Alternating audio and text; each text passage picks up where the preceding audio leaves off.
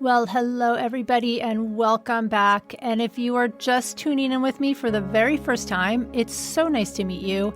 And I'm really glad you're here with me today. I am your host, Heather Carey, nutritionist, chef, mom, and a woman who has been around the block with food. I want to open up about real food in relation to health, weight, and our bodies so you can make peace with what you eat.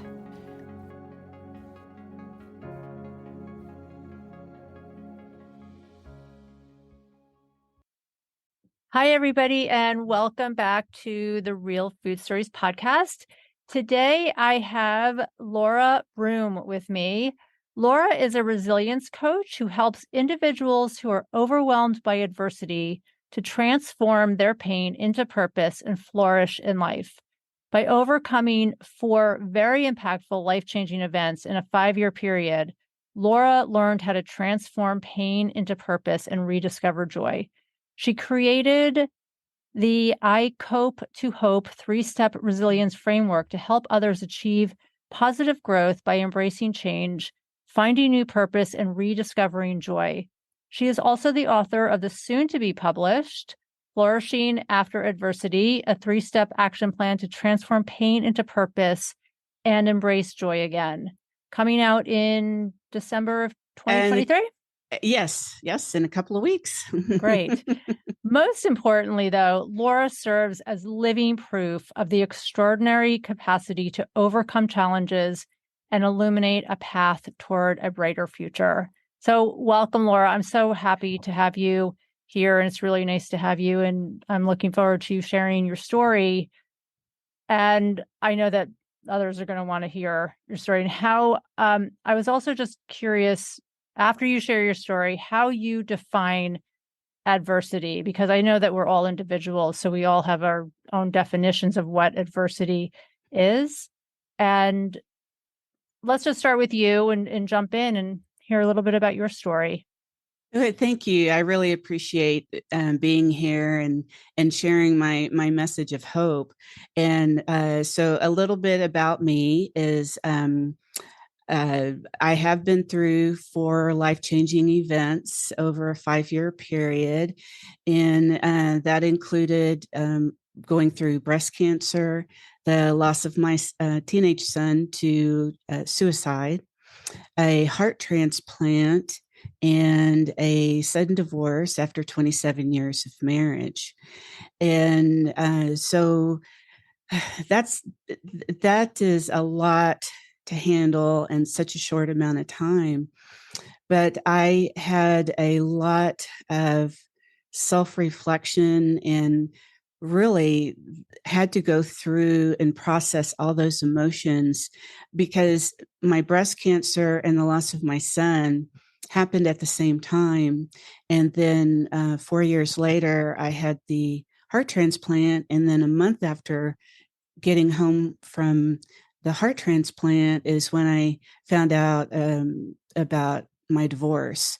And so, not only did COVID, was happening at that same time and everybody was adjusting to that, but I also had those 2 additional life events happen. And it was really, in 2020, going through the divorce right after the heart transplant, that was the lowest I think I've ever been. I thought the lowest was when my son died, but just those 2 events, because I had a successful heart transplant. And so I was so excited about my life, the quality of my life getting better. But then being told, my husband doesn't want to be with me anymore. And so that was really life-changing. But it was through all these adversities, and that really can be any type of loss. We experience loss of a loved one, loss of our health, loss of financial situation, loss of a job. It's feeling that sense of grief and being able to process those emotions. And so going through my divorce, I chose to go back to our marriage counselor, but for individual counseling. And because she already had our history, so I didn't have to rehash that to somebody new. And to, she really helped me like come to the conclusion, do I want to, do I just, after I, well, I got to the anger stage, and I thought I was angry at my husband, but I realized I was angry at myself. I was angry at him, but my counselor helped me deal with that. But then I realized I'm really angry at myself because he made a choice to move on with his life, and I needed to make that choice to stay bitter or choose to be better and move on with my life. And so that's what I chose to do. And I started looking at what can I do, because COVID shut a lot of my options down. And so I had to distinguish what was out of my control and just put that aside for the time being and focus on what was in my control. And just every day I would say, what can I do today? I just looked at it as baby steps. And so that's kind of how I moved on, and started realizing that my life was not as bad as I thought it was. And that led me to, gratitude and appreciating the good things that I could find in that day. And that just started to start the progression of moving on. You've had some really unimaginable adversity, loss, grief. Some of it, is as a mother too. It's hard for me to imagine how you must have felt and how you recover from a loss like that. Not to mention then health issues, and I mean, you just had a lot going on in one time. I mean, that is a certain type of person. So I'm curious, how do you distinguish between, because I think so many other people might have absolutely just fallen apart. Mm. And your resilience is really, I'm in awe of it, and so what distinguishes people who can go down one path like you did and really hold, grasp onto like that resilience piece, and then other people who just fall apart? Because I know a lot of women, for example, who might need to lose 5 pounds, or they just don't want to get older. And that's their level of adversity. Like they almost like equate Right. that to like something that you're going through, you've gone through. So how how does how does one become your type of resilient? Because it's really, I mean, it's just so admirable, or I'm really in Oh, awe of it. well, thank you. That's a good question, because if you told me I would go through this, 7 years ago, I would say, oh no, not me. I couldn't deal with all that. And I think it's really, I mean, I wouldn't recommend anybody having to go through such big life events at once, but it just happened. And one of the things that helped me is just over my lifetime, I've always been inspired by people who have overcome challenges, big or small. And because it's like, why, how did they do that? How did they overcome something? And they look like their life is normally. And if you met me on the street, you'd never know what I've been through. Um, because I think the key is accepting it, and and finding those hidden strengths within you. Um, Prior to all these events that have happened, over that happened when I was 55, when everything kind of started.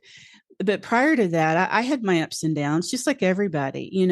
We think that when we make a decision, you're going to get to point A to point B, in a linear fashion, but that never is the case. I mean, it might be for some things, but overall, we have to be aware that change is going to happen. I like to say, uh, three things. There's always three things in life you can count on, and that's death and taxes, of course, and change. I mean, change is constant. And when we look at change as something bad or a disruption, or, especially when it's unexpected, it can turn our life into, whirlwind. And so I think it starts really with that mindset. Things are going to happen. You don't know when it's going to happen, but by having coping strategies and resilience tools, um, that will make the journey easier, and then it becomes, uh, you know, like, I thought going through, breast cancer, because that was completely unexpected. My husband had just started a new company, and so I was diagnosed with breast cancer 3 years into it, and so I had to deal with all that stuff. How do I continue with the day-to-day operations, and delegating some duties so that I can have a little bit of break? And so I learned to become a problem solver, and that's something that I like to let people know. Yes, in order to handle change, one of the best things you can do is start looking at what's in your control. You always have your thoughts, your words, and your actions, and then add in resources. So because we don't have control over other people, we don't have control over external circumstances, and so you become creative in what you do have control over.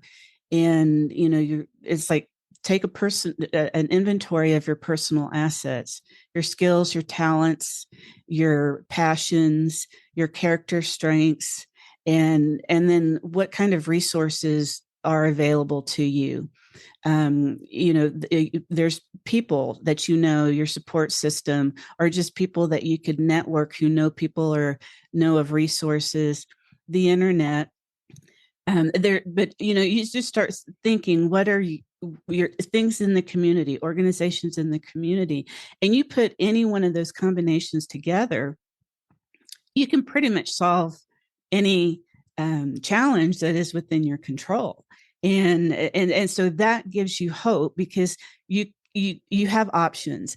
And to me, that is the most comforting thing when you're going through a tough situation, is having those options to choose from. So, like, for instance, when I see, if I'm going through a change or a disruption, I can handle that because I've had practice. I've had a lot of practice. And but I'll tell you one exception I have, and this is why I love listening to your podcast, is I had a 4-year gap between the breast cancer and my son passing away and my heart transplant. Well, during that 4-year period, my heart had deteriorated, which is a story in itself. But all I could basically do, my heart was really just, like I said, deteriorating, and it was becoming very difficult to breathe. So I sat around a lot, and I comforted myself with food. That was my comfort, and which is not good, because when you're going through chemo, it messes with your taste buds, and so when you're an emotional eater, what do you do? Well, that didn't comfort me. I need to eat something else to taste good, and so, being sedentary, I put on a lot of weight, and my muscles got, soft. And so when I had the heart transplant, it was wonderful knowing that I can breathe again. But my body is kind of like, Jabba the Hutt. I just feel like I'm a blob. So now I have to use those resilience skills, those coping skills, to help me move more. Because two things I don't like to do when I don't like to use the word exercise. So I use move, and it's because I don't like exertion and I don't like to sweat. So I tell myself, okay, Laura, so what can you do? Well, there's a lot of things I can do. I can go walk. I can do low impact, arm movements. I mean, there's so many things that I can do when I think about it. So it's like, just start small, take those baby steps, start 5 minutes a day. And when you feel like that's easy, bump up, add a couple of minutes, or, just vary it up. So I have to coach myself sometimes because it's like, it's but it's those coping strategies that help you strengthen your resilience and give you a new perspective on when those disruptions come. Yeah. Well, I still feel like you were maybe like born with like resilience tools, like because I mean, I know that you said you have to coach yourself, a lot, and I'm sure that has taken practice. But I want to just go back to what you said about change, that there's some things that just don't, death, taxes, and then just change. Change is inevitable, but Right. Growth is change, optional. yeah, I mean, and change can make people full of fear. I mean, Yes. especially now I'm just thinking about the the people that I serve, which is mostly women in midlife and everything. I Hmm. mean, and talk about change. Like we're going through lots and lots of change physically, right? Or Yes. just empty nesting, whatever, a lot Hmm. happening. Like we're going into the second half of life and we have to think about that and what the future and aging, just Yes. there's a lot of fear around that and a lot of change. And some people don't like change. I mean, I don't know if No. I love change either. I mean, I know that it's inevitable. Right. And So how do you learn to just embrace change without it feeling like it's a tidal wave coming at you? it's really it's changing your perspective of change. Change isn't bad. Change can be good, and change can put you on a different path than what you had in mind, your expectations. And I would say, because I'm 61 years old and I started my life over at 58. I mean, literally started my life over. And so I would say, I've been through menopause. um, Empty nesters, I would say, for empty nesters, this is my opinion, but I felt like when I was raising my sons, my job was to help them learn those life skills to where they could go out and support themselves, and and I guess, tackle life. I can't do everything for them because that's not going to benefit them. And so, but I can be there as a support system. So when my son, uh, my other son, he moved out. I guess he was about 2021. And I would always tell my boys that as soon as you move out and you can support yourself, I won't give you any advice unless you ask me for it. And so, because I knew what was going to happen when they move out.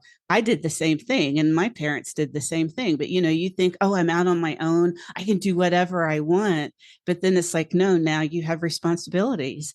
And so, but that was my job, raising them, is teaching them those life skills at home so they could do that. So I don't need to worry about them. They're going to have those hard knocks, but it's going to make them a better person, learning how to become resilient in life. And so the same thing with menopause. I went through menopause during my when I started my chemo, And fortunately for me, I went through warm flashes, not the hot flashes. I had an occasional hot flash, um, but it's understanding. I guess it really it has to do with your expectations. If your expectations are really unreasonable, you're going to be disappointed the majority of the time. And so setting reasonable expectations, aging, that's something that we're going to go through. Some people age better than others. Um, I look at women who have had breast cancer. I'm not the only one. But I was the 1% who gained weight, and I look at people, um, it's like, I guess the best thing is don't compare yourself, because everybody has a different journey to go on, and you can't compare yourself to others, but you can take as good of care as you possibly can for yourself, and just try to be better than you were yesterday or last week, and make it, if you want to make it a competition, make it just to do better every day, and to work on those good habits, eliminate the bad habits, and start looking for the good in your day. Look for little things that bring you joy, and make sure you're doing those. We have to take care of ourselves. So what are things that bring you joy in life? you know Prior to my divorce, I became a workaholic. My son was out of the house. I just became a workaholic. I wasn't taking care of myself. I developed a negative attitude.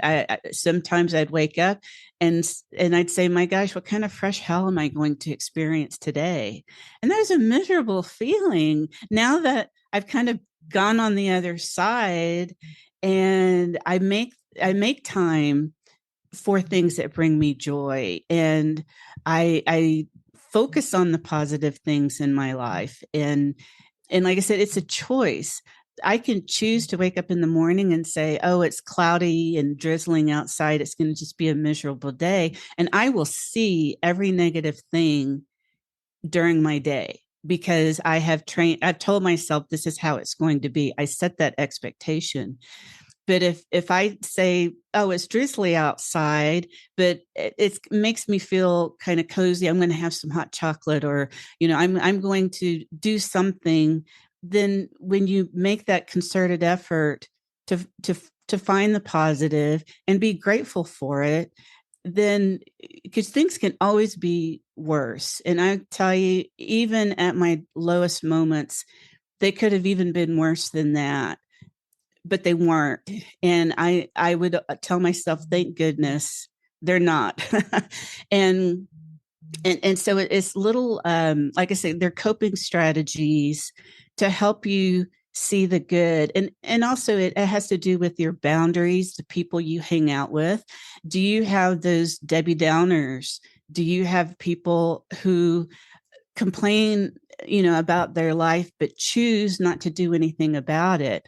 So you have to have those boundaries, healthy boundaries around you, and know when to prune people, habits, places, prune those out of your life, or keep them at bay. Yeah, I like the word boundaries, and I have been practicing that a lot too lately, or maybe in the past like year or two. I don't know if well, I think it's my age. I think that I'm at a point in my life that I'm like, if you're no longer serving me, yeah, I don't you can go Yes. over there, and I want to be surrounded by people who build me up rather than knock me down. And so I think boundaries is a really important skill. Would you say keeping a gratitude list is Yes. important? Because that's another thing that I have been doing pretty regularly for a long time. And I know you can feel the difference, right? I think that, like you said, Yes.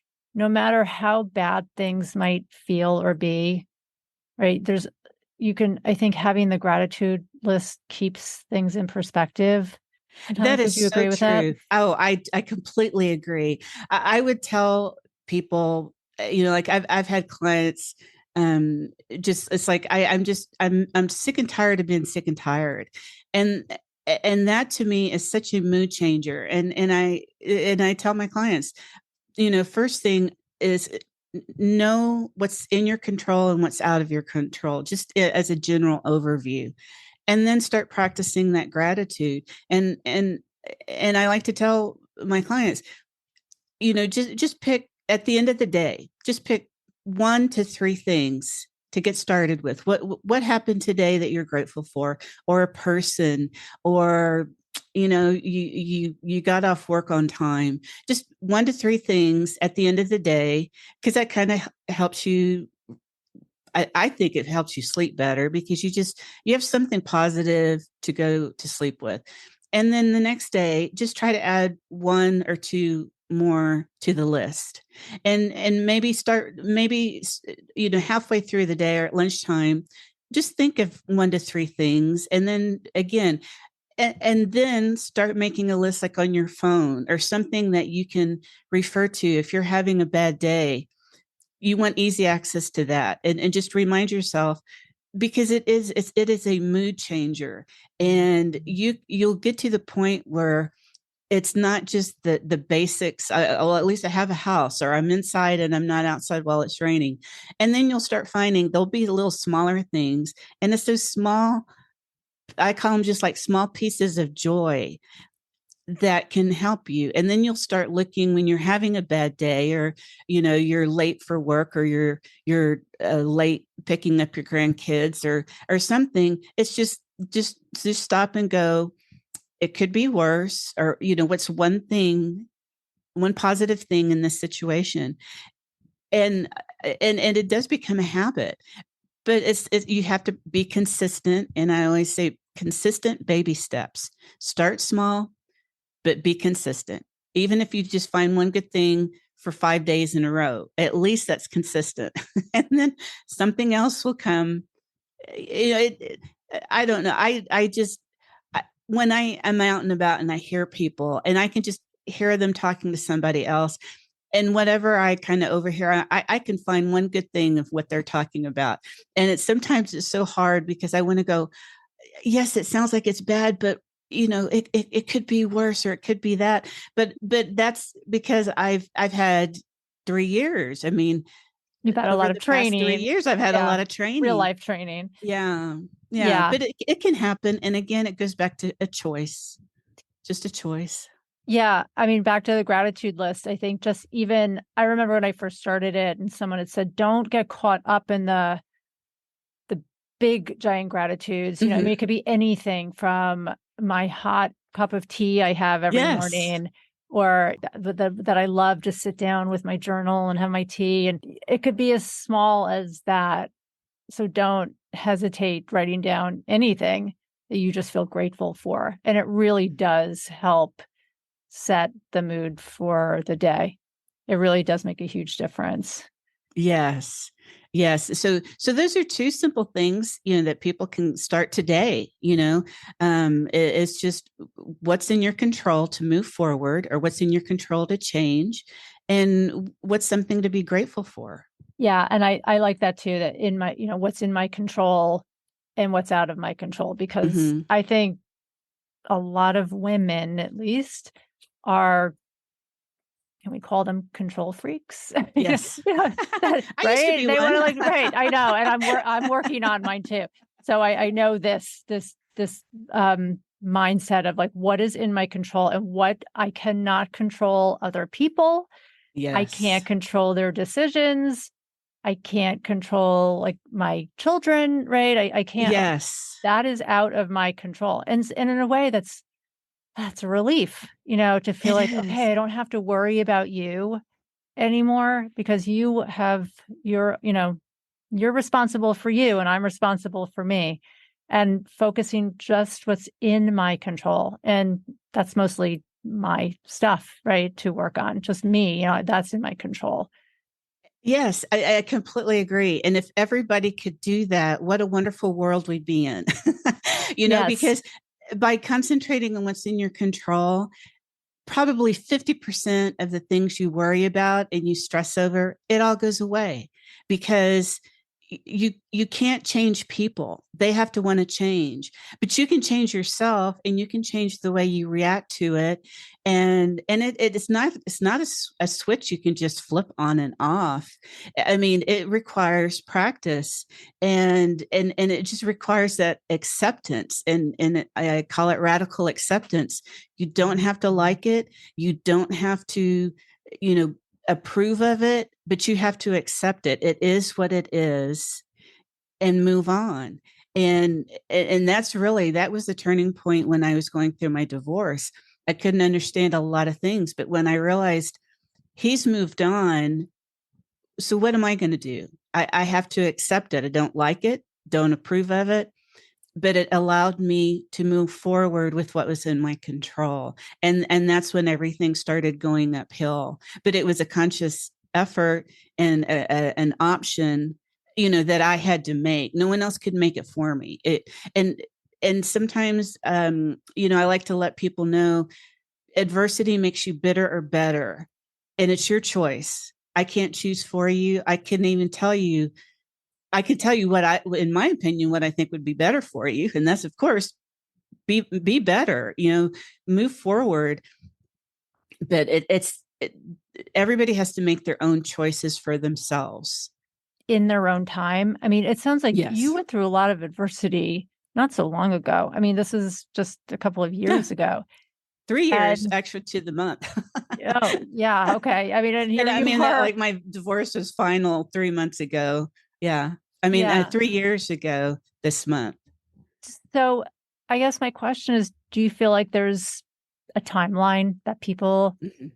can have for like focusing on their adversity? I mean, do you know what I'm Yes. saying? That Yes. is Yes. Yeah. And it's everybody's different. I mean, in my case, like, I like to joke around and say, in my case, my comfort zone, I was thrown outside my comfort zone and the door was locked, and I couldn't get in.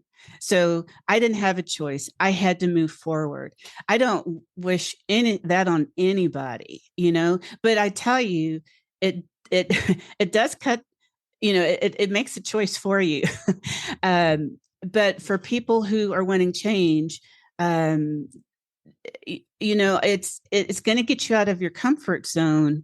But that's why I tell people, just go for, those small baby steps, and just concentrate on one thing. Just do something, so you get that achievement, you build that confidence, you build that self-esteem. I did that, I can do this. And and and and do it. And if you don't, if it doesn't work, that's okay. When you start developing growth mindset, it's not success or failure. It's success, or just success is not yet, I'm still learning. And that gives you a little grace. And because you're going to, again, it's not a linear path. When you're overcoming hardship, or you're having to get outside your comfort zone, because you're going to have that fear, what if I fail? But what if you succeed? And so just take small risks, and you can even practice that on a daily basis. Like, take something around your house, and go, how can I repurpose this? How could I use this in a new way? And or take a, if you like, brain games or something, just take the word hope. How many words can I make out of hope? It's starting to work that creativity side of your brain. And how can I, just how can I do things in a different way? How can I find a different way to get to work but still get to work on time?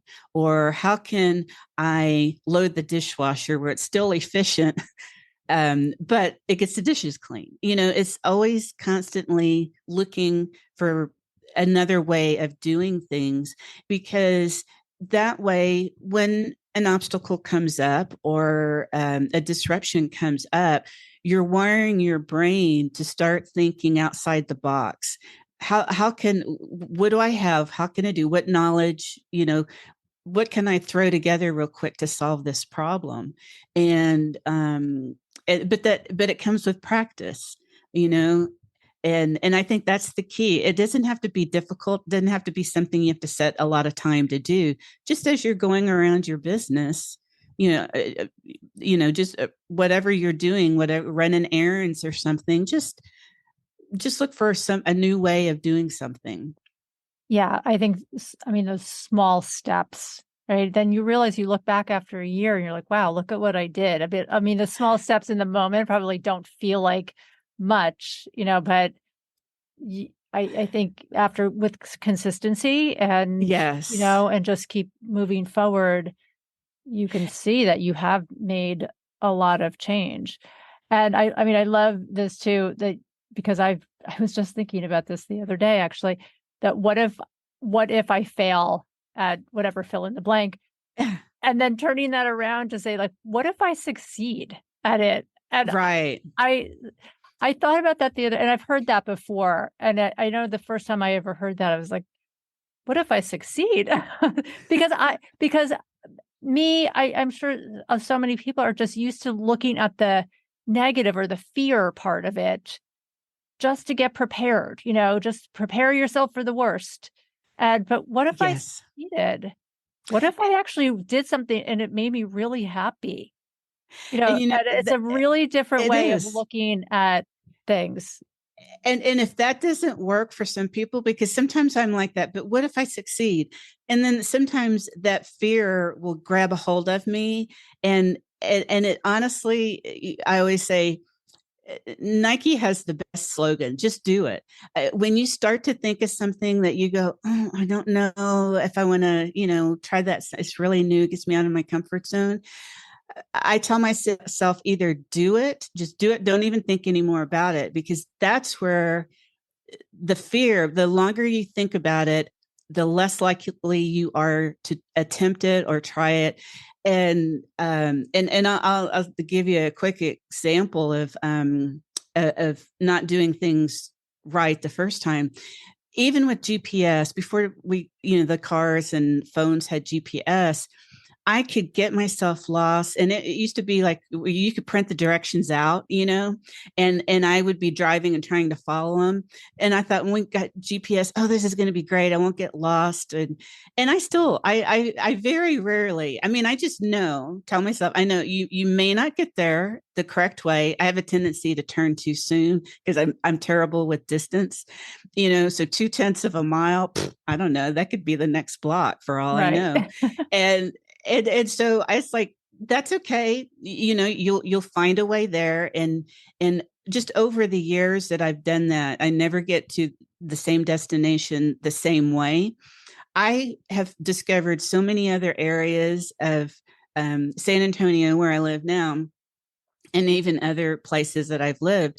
I've seen shops or restaurants or shortcuts, because I know this street will intersect with that street and save me time. And it's like, so good things have come of those detours, so just so you could apply that to anything in your life. It may not be what I planned, but don't focus on that outcome. Sometimes we need to, but if you focus on the journey, maybe it takes you on a more scenic route, but you learn something that you wouldn't know about. I was talking to a friend of mine online, and she lives in another state, and I have a friend in another country. And if my path had not taken me where I am today, I wouldn't have a friend in Paris or New Zealand or all over the United States that I have met online. And I think how much richer my life is. It just, yes, the things that I've gone through, the hardships I've gone through were painful, but I've overcome those. And now I see the positive growth that I've experienced. And People say, would you ever go back and do things differently? You know, you want to say, yes, I would, but no, because it's made me who I am today. And, and if I've found the process of overcoming hardship and I can find the joy, I want to help others discover the same thing, because it's wonderful on this side of adversity. I've been able to find the gift, and that sounds really odd, but like I said, you can always find at least one good thing from every hardship you've gone through. And the goal is find that one thing and see if you can find another thing. And, so now, rather than being buried in, helping run a business where I'm working 60, 70 hours a week, with my head in front of in the computer, I'm able to meet new people. I'm able to share my story, give others hope. And I want them to realize too that they can do the same thing with other people. We need to share our inspiring stories, because that's what I focused on. Somebody's story of what they overcame was my survival guide when I was at my lowest. And so if we can share our stories and let other people know you're not alone, we don't have to compare the degree of what we've been through, because that's something that, when people hear my shock and awe story, it's not about so much. We've all experienced loss, we've all experienced hardship, but don't focus on those details, but how can we help each other get over it, and how can we encourage each other? That's not the end of happiness. Yeah, I don't hear you saying your story to elicit shock and awe, with people. But I think what I am hearing you saying is that because of your adversity, it got you into a career that you probably never imagined getting into, which is to be a resilience coach. So how did you get the idea to become a coach who specializes in resilience and adversity? I mean, besides your real life Yeah. story, but how did it become an idea to have a business around it? Well, like I tell my clients too, going through COVID, everything was shut down. I gave up uh, my ownership in the business, and I had to look at, what am I going to do now? I've got a brand new heart. I've got a second chance at life. What do I do? I've got to earn a living. And so that's just like I talked about. I kind of went through the same thing. What am I good at? What do I know? I know how to run a business. I can be an entrepreneur. Um, but what kind of business? Well, everybody tells me, they can't believe I just can bounce back after this stuff. And it's like, that's something that I love to share, to help encourage others. If I can do it, I'm nobody special. I'm just an ordinary person who's been through extraordinary things, but I found a way to overcome them. And if I can help others do that, then yeah, sign me up, and so that's my superpower. And so that's what I like to tell people: find your superpower, and how can you use that to help others, because it's going to bring you joy. And it takes a focus off me, because I'm not, it keeps me from going into a pity party. I did have those. I had them with each, thing I went through. But when I go to help somebody else, it takes a focus on how bad I have it, and it encourages me to inspire them, to help them get through things. So that's kind of a long answer to a short question. How'd you get into it? But yeah. People fall into careers and their life's work really by accident sometimes. I mean, you probably Yes. 25 years ago would never have imagined, being where you are.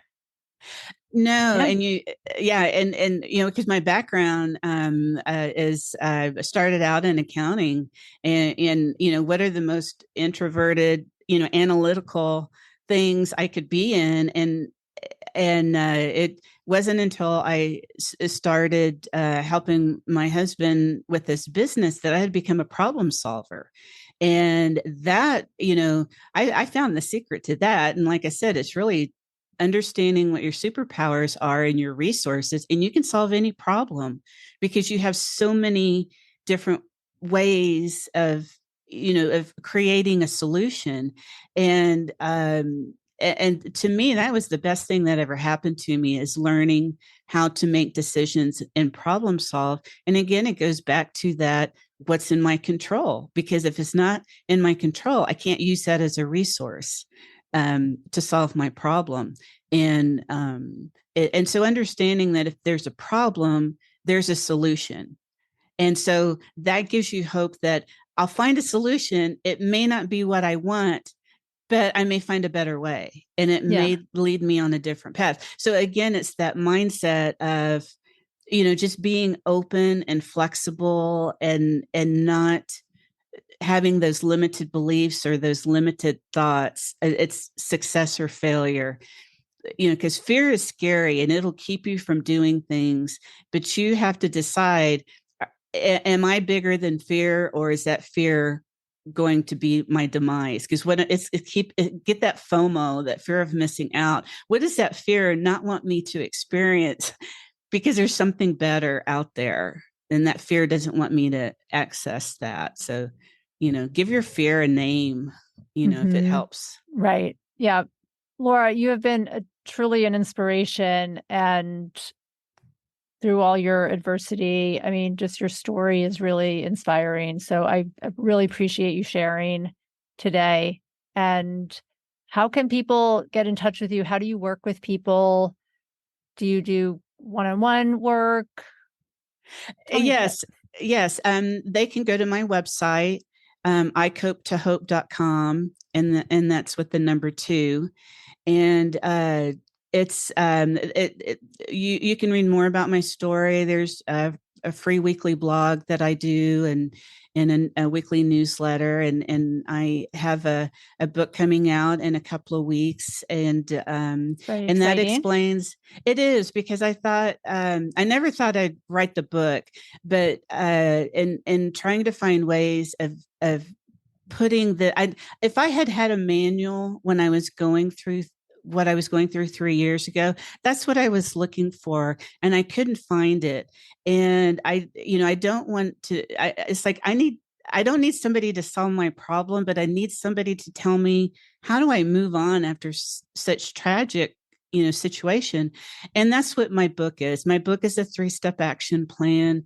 And it goes into more detail about what I talked about, but it's an action plan. And I wanted something that, people could have to refer to. Maybe you don't need it right now, but if something comes up, there's action steps you can take. It's an easy read.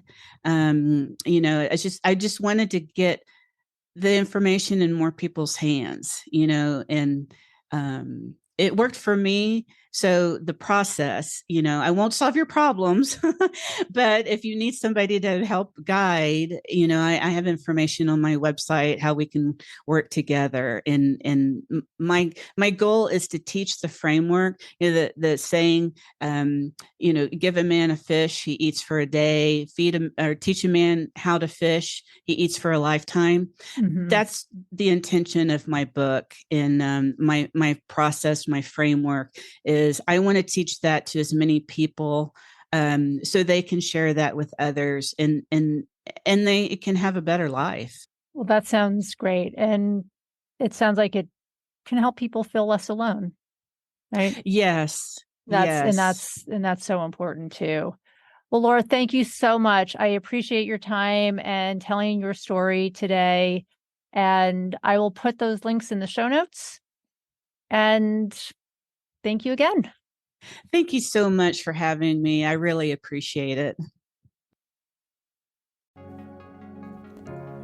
And as always, if you loved this podcast, please consider gifting me with a 5-star review. It is so helpful for me to get the word out on real eating, our real bodies, and real food stories. Thank you so much and have a great week. Bye for now.